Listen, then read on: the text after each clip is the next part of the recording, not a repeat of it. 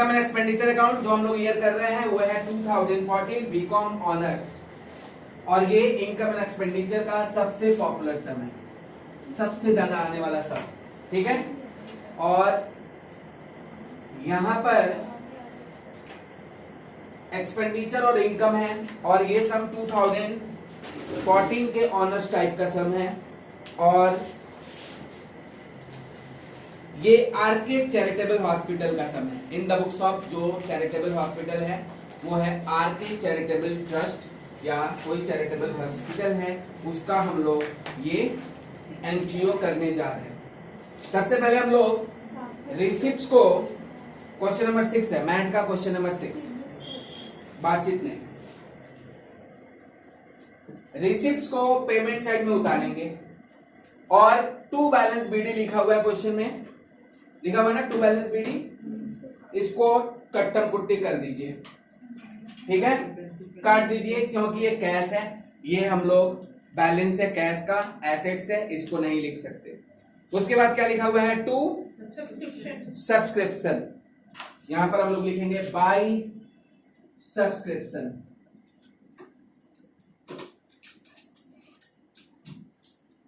कितना रुपया है, 50,000, यहाँ पे लिखेंगे 50,000। टू सब्सक्रिप्शन के बाद डोनेशन लिखा हुआ है, हम लोग तुरंत नजर दौड़ाएंगे नीचे, कुछ डोनेशन के बारे में कोई वकालत है कि उसको कैपिटलाइज करना है या रेवेन्यू करना है, ऐसा कुछ बोला है, नहीं बोला है, तो हम लोग अपने मन के मालिक हैं, यहाँ पर हम लोग लिखेंगे बाय डोनेशन, और हम लोग उसको रेवेन्यू कर देंगे, ब्रैकेट में लिखेंगे ट्रीटेड एज रेवेन्यू, हम लोग क्या मान लिए उसको, रेवेन्यू के जैसा मानकर उसको यहाँ पर रख दिए। कितना अमाउंट है डोनेशन का, 14,500, 14,500 बाहर वाले कॉलम में लिख देंगे, बाहर वाले कॉलम में 14,500 लिख दिए। इसके बाद नेक्स्ट है interest on investment, bye interest on investment, investment होता तो नहीं लिखते क्योंकि वो एसेट्स है, लेकिन इन्वेस्टमेंट तो उस पे इंटरेस्ट जो है वो तो रेवेन्यू आइटम है ना, इसीलिए हम लोग यहाँ पर लिखेंगे, और वो कितना रुपया है, 7,000। सर उसमें 7% दिया हुआ। वेरी गुड, बहुत जन ये नोटिस करेंगे कि उसमें 7% दिया हुआ है, वहां पे ये भी लिखा हुआ है एट द रेट ऑफ 7%, मतलब वो 7% के रेट से साल भर का इंटरेस्ट मिला है, इसका मतलब इंटरेस्ट जो मिला है वो 7% के बराबर है ना, और फेस वैल्यू उसका कुछ और है, मतलब फेस वैल्यू का 7% को इंटरेस्ट मिला है, यहाँ पर हम लोग 7% से कोई लेना देना नहीं है, 7% जस्ट वो पार्ट है जो इंटरेस्ट का पार्ट है, ठीक है, और 100% जो है वो इन्वेस्टमेंट का पार्ट है, तो 7% के इक्विवेलेंट ये 7,000 है। Next question, proceeds from charity show, कोई चैरिटी शो करवाया था, उसका कुछ प्रोसीड्स हुआ, प्रोसीड्स फ्रॉम चैरिटी शो, कितना रुपया है, 10,000 रुपया हम लोग यहाँ पे लिखेंगे, प्रोसीड्स फ्रॉम चैरिटी शो। ये अपना काम हो गया, हेडिंग सजा लिए, जितने भी रिसिप्ट्स के आइटम थे उसको हम लोग इनकम में रख दिए। इनकम में रखने के बाद अब पेमेंट के आइटम का बात करते हैं। पेमेंट में देखिएगा लिखा हुआ बाय पेमेंट फॉर मेडिसिन, है ना, और नीचे देखिए मेडिसिन में कुछ एडजस्टमेंट भी है, पेमेंट फॉर मेडिसिन है और मेडिसिन में कुछ एडजस्टमेंट भी है। क्या एडजस्टमेंट है, पहले तो लिखा हुआ है स्टॉक ऑफ मेडिसिन सप्लायर और स्टॉक ऑफ मेडिसिन, और फिर लिखा हुआ amount due to medicine supplier, इसका मतलब इसमें हम लोगों को कुछ काम करना है वर्किंग नोट में जाकर। हम लोग फिलहाल यहाँ पर लिख देते हैं टू मेडिसिन कंज्यूम्ड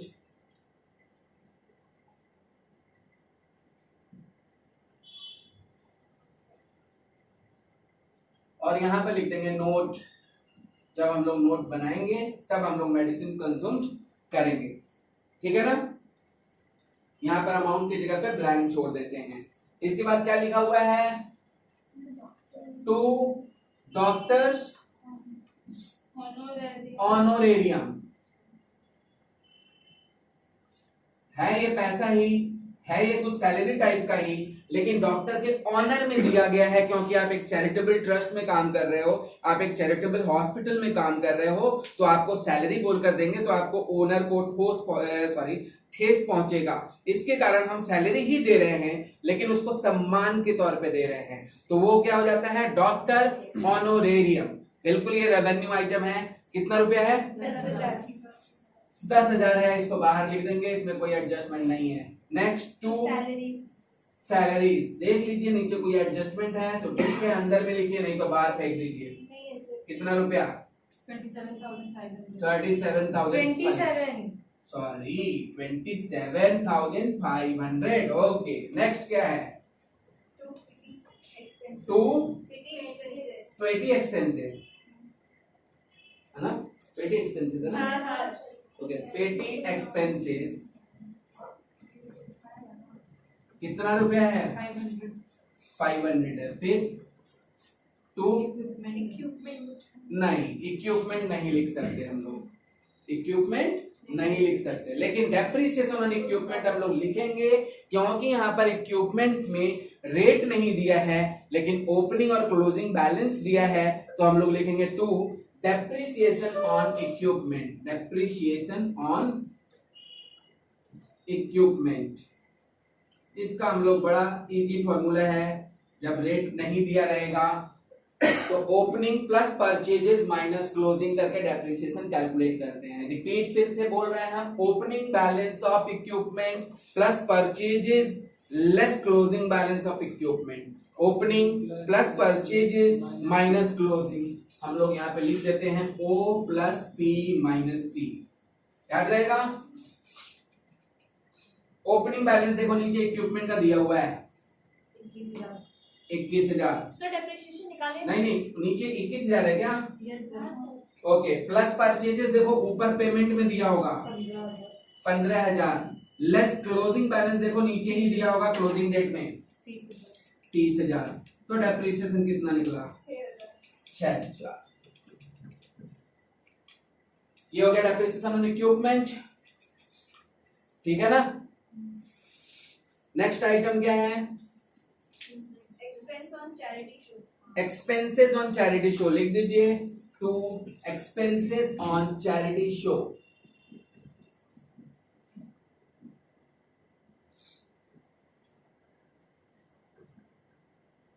कितना रुपया है? कितना? 1,000। नेक्स्ट, बस हो गया। एक चीज और है, नीचे देखिएगा बिल्डिंग कुछ है क्या? बिल्डिंग वो कुछ परचेज नहीं हुआ है तो ओपनिंग माइनस क्लोजिंग डेप्रिसिएशन हो जाएगा। अगर परचेज नहीं हुआ है तो डिफरेंस कहां से आया? डिफरेंस आपका ओपनिंग में 40,000 था, क्लोजिंग में 38,000 था, कैसे घटा होगा? जरूर डेप्रिसिएशन हुआ होगा, है ना। तो लिखो टू डेप्रिसिएशन ऑन बिल्डिंग ना, बिल्डिंग का क्या रुपया था?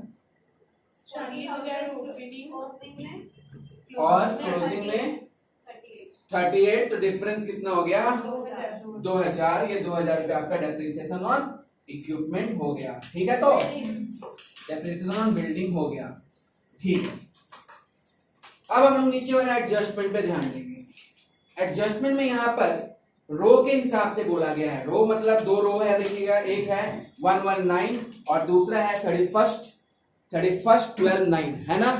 119 और 31 12/9। 119 को कितना है सब्सक्रिप्शन ड्यू?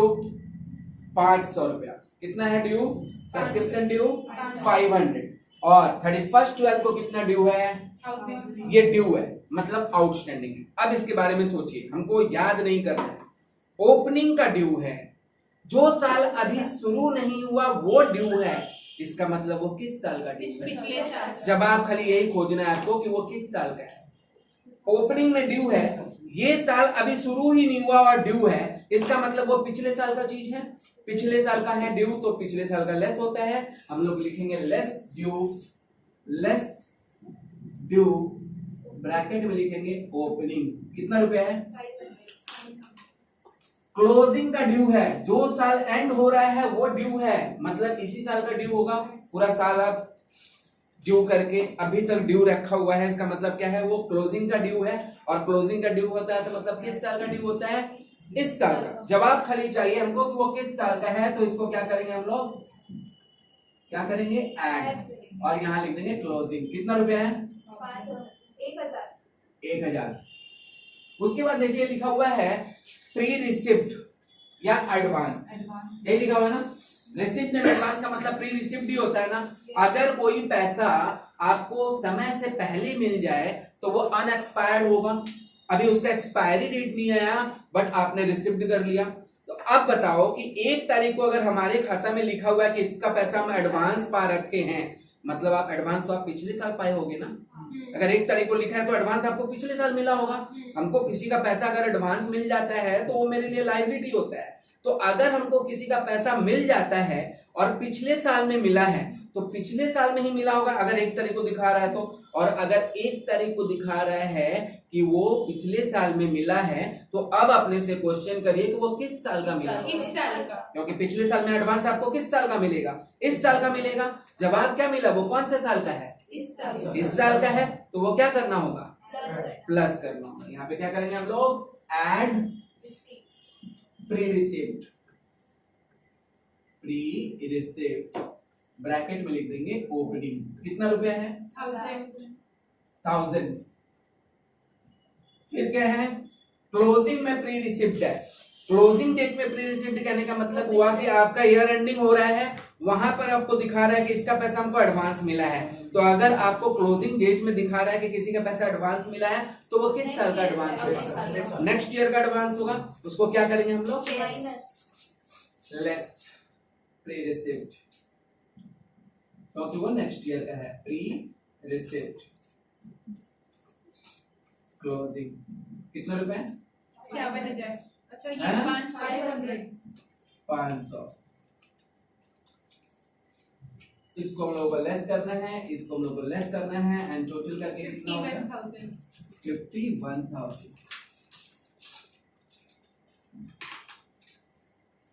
ठीक है।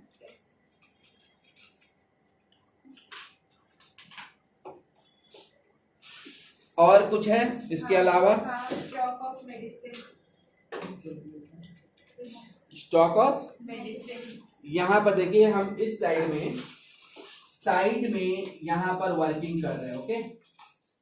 यहाँ पे एक बोर्ड लगवा ही देंगे, साइड में वर्किंग कर रहे हैं, वो है किसका, मेडिसिन है ना।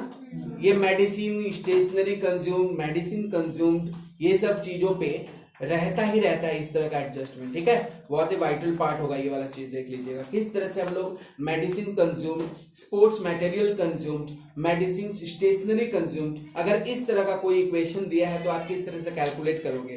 सीधा उपाय है, 2 अकाउंट बनाएंगे टी फॉर्म में, एकदम माचिस के तिल्ली जैसा, 2 फॉर्म में, 2 अकाउंट बनाएंगे हम लोग। 2 अकाउंट बनाइएगा टी फॉर्म में। वर्किंग नोट ना, हाँ वर्किंग नोट में पहला जो फॉर्म है, ये वाला जो अकाउंट होगा ये होगा stock of medicine.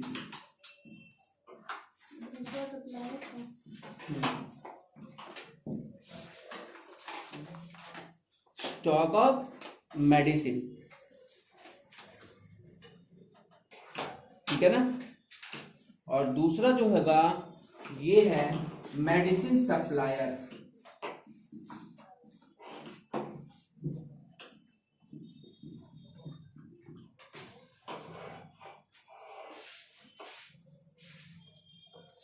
Stock of medicine और मेडिसिन सप्लायर, देखिए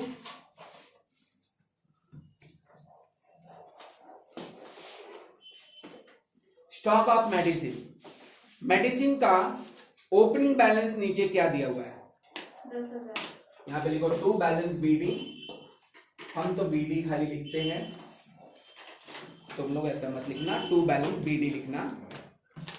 टू बैलेंस बीडी कितना रुपया है, 10,000 यहाँ पे अमाउंट के कॉलम है। यहाँ पे कॉलम भी बनाने का जरूरत नहीं, आप टी फॉर्म में बनाइए, कोई फर्क नहीं पड़ेगा, बट साफ साफ लिखिए।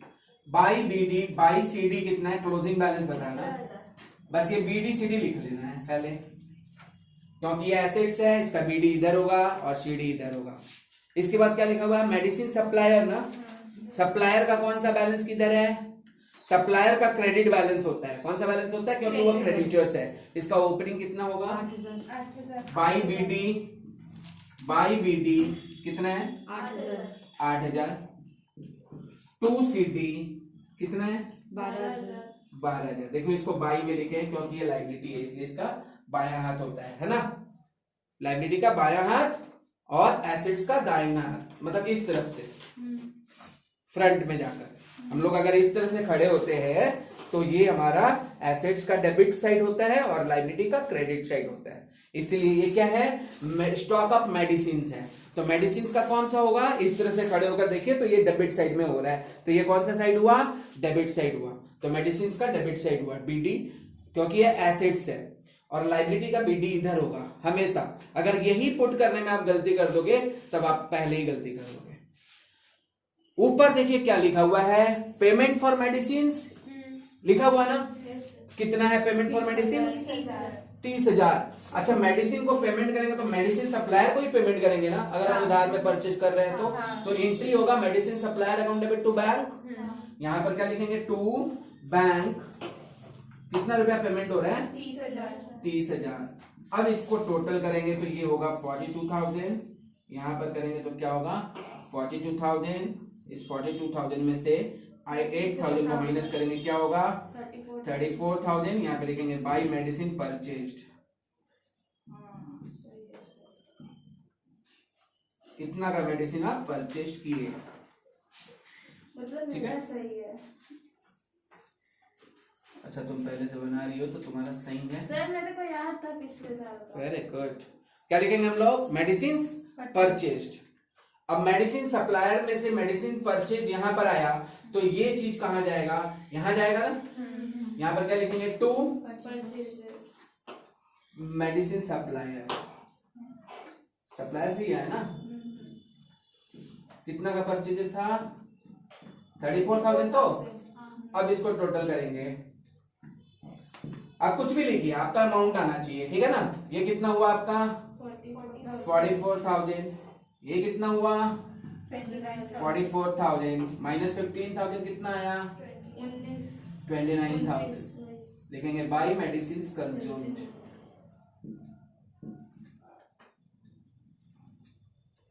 Medicine consumed, by medicine consumed. समझ में आया, कुछ नहीं करना है, लिखा रहेगा वहां पे सप्लायर और दो चीज, हम लोग को एसेट्स का अकाउंट इधर और इधर लिखना है और लायबिलिटी का अकाउंट इधर और इधर लिखना है। यहाँ पे पेमेंट हुआ है तो medicine supplier account debit to bank किया गया है, उसके बाद ये बैंक वाला जो है इस दोनों को टोटल करके कितना का मेडिसिन परचेज किया गया, ये 34,000 कैलकुलेट किया गया है और इस 34,000 आपका स्टॉक ऑफ मेडिसिन में ट्रांसफर हो जाएगा और फिर इसको टोटल करके बैलेंस शीट माइनस कर दिया जाएगा। बैलेंस शीट कितना का था, कितना का था 15 का था, तो वो माइनस करने के बाद 29,000 क्या आया आपका मेडिसिन कंज्यूम। और ये वाला इस नोट का बात करेंगे हम लोग, तो अब हम लोग अपने मेन सम में आ जाते हैं। मेडिसिन कंज्यूम निकाल लिए तो, और मेडिसिन कंज्यूम्ड का जो नोट लिखे हुए थे वहां पर नोट दिखा दिए हैं और यहाँ पे क्या लिखेंगे 29,000।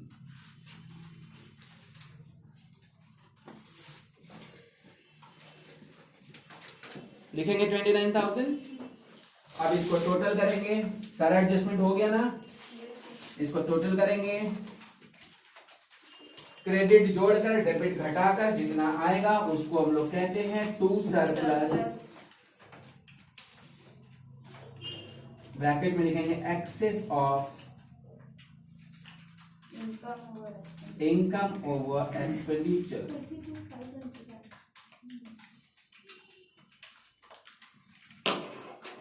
ठीक है ना, excess of income over expenditure.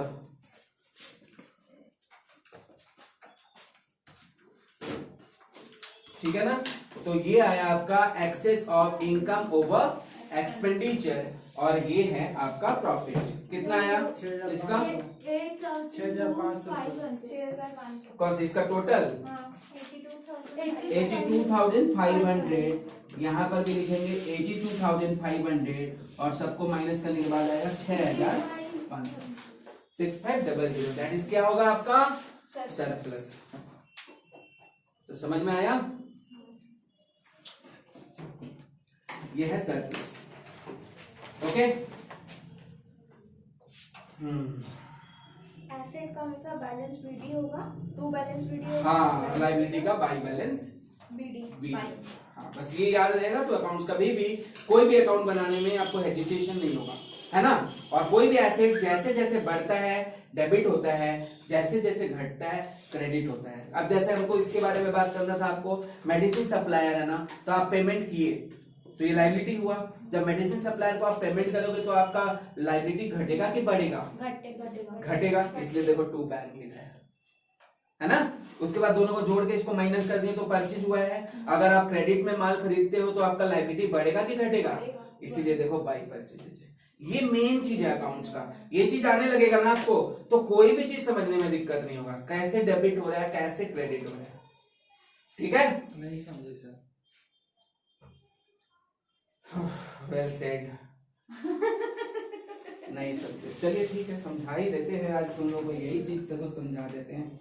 इसी चीज को समझ जाइए ना तो काफी इंटरेस्टिंग चीज है। कोई भी चीज को, जैसे लायबिलिटी क्या होता है, आप बोलो लायबिलिटी क्या होता है? करज। Very good. कर्ज। सनी देओल का मूवी था। अच्छा, जैकी श्रॉफ का भी था, दूध का करज। सांप पालता है ना। तो अभी हम लोग क्या बात कर रहे हैं? लायबिलिटी और एसेट्स का जो रिलेशन है। लायबिलिटी क्या है, थोड़ा साइड में बात कर ले तो लायबिलिटी का क्या होता है ना, ये क्रेडिट हमेशा ज्यादा होगा और डेबिट हमेशा कम होगा। यहां पर प्लस और ये माइनस है ना। आपका नेगेटिव और पॉजिटिव का होता है, दो कनेक्शन होता है किसी भी तार में। तो क्रेडिट का मतलब हो गया वो पॉजिटिव है और डेबिट का मतलब हो गया वो नेगेटिव है। ये लायबिलिटी के केस में होता है। मतलब किसी भी तरह का बिल्स पेबल ले लीजिए, क्रेडिटर्स ले लीजिए, बैंक ओडी ले लीजिए, कहीं पर भी बाई का मतलब है ज्यादा और टू का मतलब है कम। अब जैसे क्रेडिटर के बारे में हम बात करें, मान लो किसी क्रेडिटर से तुम्हारा ओपनिंग में बैलेंस बाकी था, वो था 6,000। कितना बाकी था? 6,000। और क्लोजिंग में बैलेंस बाकी था वो था 10,000, है ना। अब तुम उससे परचेज किए। अब तुम बताओ, अगर हम उधार में परचेज करेंगे तो वो बढ़ेगा कि घटेगा? क्रेडिटर उधार में परचेज करेंगे तो हमको किधर लिखना चाहिए उसको, रिकॉर्डिंग इधर की इधर? Very good. बाई परचेजेस लिखकर यहाँ पे लिख देंगे 1.5 लाख का परचेज आप किए हो, है ना। 10,000 परचेज तो हम ज्यादा कर सकते हैं ना, ये तो बैलेंस है। 6,000 शुरू में देना बाकी है, 10,000 क्लोजिंग में देना बाकी है। अब मान लो कि हम उसको 50,000 का पेमेंट कर रहे हैं तो हमारा क्रेडिटर बढ़ेगा कि घटेगा? घटेगा। तो हम लोग इधर लिखेंगे टू पेमेंट या टू कैश। पेमेंट करेंगे तो to cash, to bank, to भाटा, तो कुछ भी पेमेंट करेंगे उसको तो आप लोग यहाँ पे लिखेंगे टू कैश और वो रुपया यहाँ पे लिख देंगे, है ना। उसी तरह से मान लीजिए कुछ माल आप वापस कर दिए तो आपका क्रेडिटर बढ़ा कि घटा? To goods return. Very good. देखो समझ गया ना, यही चीज कहने का मतलब था। ठीक है, ठीक है। नेक्स्ट क्लास में